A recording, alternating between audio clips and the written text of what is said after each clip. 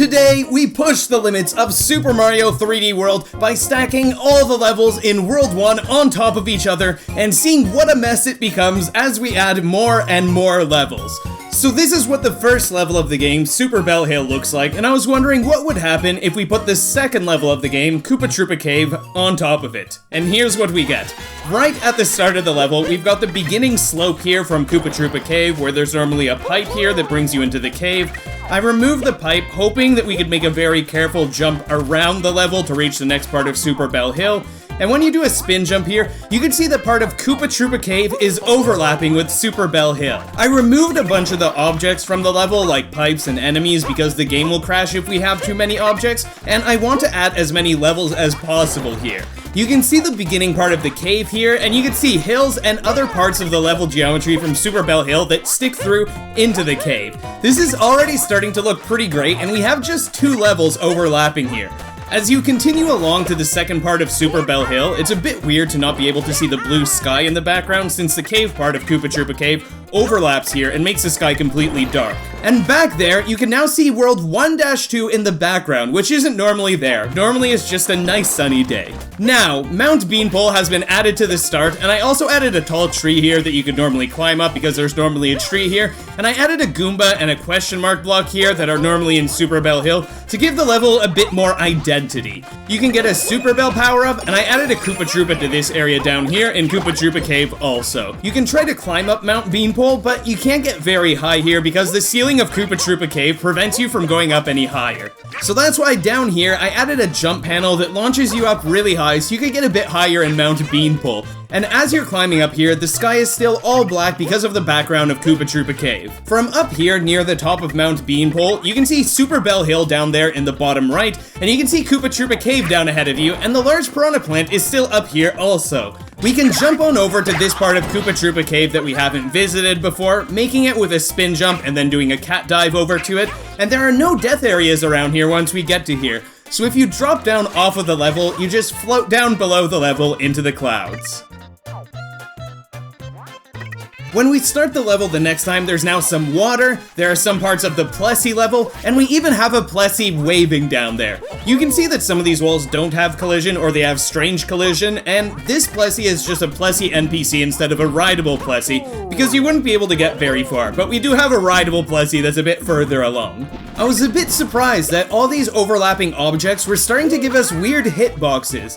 I don't think we're doing anything strange in the level, but for some reason we're starting to have some weird collision with walls and ceilings, and we can't continue up Mount Beanpole the way that we did before. I heard the sound of the Goomba from earlier, and I finally noticed it peeking out from the side here, where we can see a little corner of Super Bell Hill peeking out. And then, I was shocked to find that I couldn't walk back to the beginning part of the level because there were invisible walls blocking us from getting back. I didn't add any invisible walls to this level, so this has to be because of some of the weird collision detection from the objects and the level geometry that's being added here. I wanted to try going around the level in a different way. I tried climbing up this tree and jumping off, and the graphics were a bit weird for a moment. We are now inside what should be a solid area because we just passed through a solid wall, but we could walk through it without any problems, and I'll try to go around the problem area this time, and maybe we'll be able to go further through the level. We continue along Super Bell Hill using a lot of spin jumps, which are probably my preferred method of transportation using Mario. And up here, before you jump down to the second part of Super Bell Hill, we found a glitch in the Matrix. Something just wasn't sitting right here, and it was looking a little glitchy. In this game, there are a lot of objects that have a face that is out of bounds that you can't normally see, and very often these areas aren't filled in, as we've seen in past videos where we explored out of bounds areas. And sometimes, you can see something glitchy like this. You might have noticed the Plessie that's off to the side here, and this Plessie is actually rideable. I wanted to make my way over to this Plessie, and when I did a spin jump over to it, it turned out that there's floor up here, so I can't drop down to the Plessie. I was hoping to maybe walk around this invisible floor and drop down to the Plessie, but yeah, Mario just ended up falling here and couldn't get to Plessie, so Mario ended up being in the water now. It might look like Mario can climb up onto these areas because it looks like this is another platform that you could step onto, but he just bonks on an invisible wall here and he can't climb up because of how the game's collision works for these objects. Mario started running along to this dark area in the background here, which might have been an outer edge of Koopa Troopa Cave, which wants to keep everything dark, and we noticed a retro Luigi on the way there. It's like we're playing a regular Super Mario 3D World level. And as Mario kept running, he suddenly fell into a lower area. Remember the glitch in the Matrix from before? This is like something is telling Mario that he shouldn't be here. As he spin jumps and moves around, there are smudges left behind from the objects he can see, and things are looking different from usual. Mario does a long jump backwards and he starts falling below the level, and into the clouds he goes. And since there are no death areas down here anywhere in this level, some legends say that Mario is still long jumping to this day. Here's what we get when we add Switch Scramble Circus to the mix. Right at the start, we have the nice red carpet here to greet us, we have the purple curtains, but the switches that you have to step on to activate are removed, otherwise there would be too many objects in the level and the game would crash. If we try to wall jump off of the curtain and climb up the level, we can't get up to the top using this strategy. And as we continue through the level, this overlap of the Plessie level, the circus level, parts of Mount Beanpole, and the other levels is looking really beautiful. This looks like it should be its own level. I tried climbing up this tree, and when I jumped off, I ended up past this solid wall and on the other half of the level. As we head forward, there's not very far you can go, and the ceiling is pretty low, and it stops Mario from jumping very high here. I tried to explore around a bit, and it was at this moment that I realized Mario was trapped here. The collision of the overlapping objects was arranged in such a way that once Mario got into this area where he is right now, there's no way for him to get back out. I tried climbing up to this red carpet, and I was wondering if maybe I could get out in this way, and for some reason, Mario's walking animation was playing in super slow motion here when he was walking in this direction from this angle right here. The rest of the game was working fine, but Mario's walking animation was just super slow here, and he wasn't moving forward. I found out that you could roll down here, and in this spot where Mario is right now, he can't stand up, so he has to stay in a crouched position even if you let go of the crouch button. He can try to jump and dive all he wants, but he can't get up because something from above is pushing him down so that he can fit in here. The jump panels that I added also wouldn't boost us up very high because of the ceiling that's stopping Mario from getting up high. I defeated the Goomba in the little corner of Super Bell Hill that we could see here, but we couldn't continue farther into the level using this strategy, so I restarted the level and I used my new strategy. This time, I jumped off the tree and I went all the way to the right, and from here I did a spin jump onto the farthest to the right part that I could reach. These blocks might not look solid, they might look empty, but Mario still couldn't jump through them, and the reason that they just look empty is because they're seen from an angle that you can't normally see. And a lot of blocks like this that are from an angle that you can't normally see end up not being filled in. Mario continues along the level, just jumping up the level, and I was worried that I accidentally did a dive too far here and that I'd fall off the platform, but there is luckily an invisible platform from the collision of some object that prevented me from falling, so I was very grateful for that.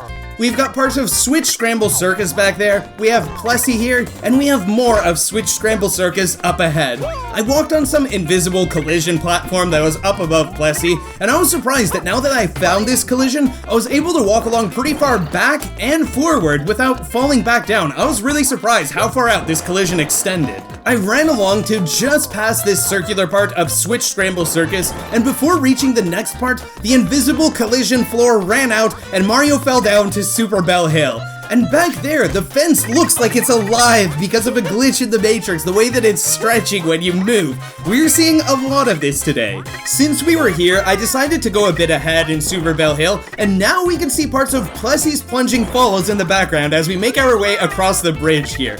I restarted the level and made my way back to where I fell last time, and I thought that the fences that are up here make a really nice addition to the level. This decoration from Switch Scramble Circus really does fit in this mix of levels. I continued on ahead from here, walking straight, and Mario started pushing up against an invisible wall, so I thought I might not be able to continue along, but Mario was able to jump over it, luckily. And with that, we reached an area where there are normally jump panels here that boost you up, but instead we did some spin jumps up on this part, and the reason that I removed the jump panel is because if you add too many objects to the level, then the game ends up crashing, and I wanted to add as many levels as possible. And in this part here, where there are normally panels that you have to step on, are looking a little scary. I was wondering if Mario could make this jump, if he could make it to the next platform. So I did a spin jump, I wall jumped off of the wall, and I did a dive towards the final platform, and Mario made it. There's a black wall right here, and this is from Koopa Troopa Cave, but luckily, we can just walk right past it, and then you can see the final part of Switch Scramble Circus. Mario can do a simple spin jump across, and once he's here, he can see some different parts of Plessie's Plunging Falls.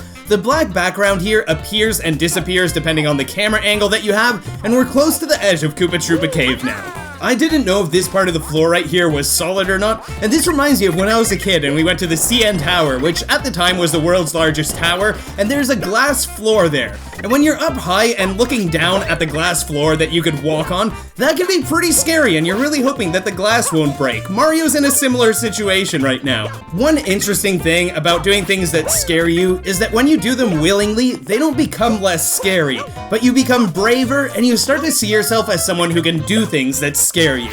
So Mario did a ground pound here, even though he was scared, and he didn't fall. I did a rolling long jump off here with Mario, not thinking that I would get anywhere useful, but then something really weird happened, as if weird things weren't already happening. Even when I zoomed in with the camera, Mario continued to follow the zoom, and he stretched out. I did a jump and a dive, hoping that I'd land on some floor, thinking that things were normal, until suddenly, this happened. Mario in Super Bell Hill becomes a Van Gogh painting, and it blew my mind.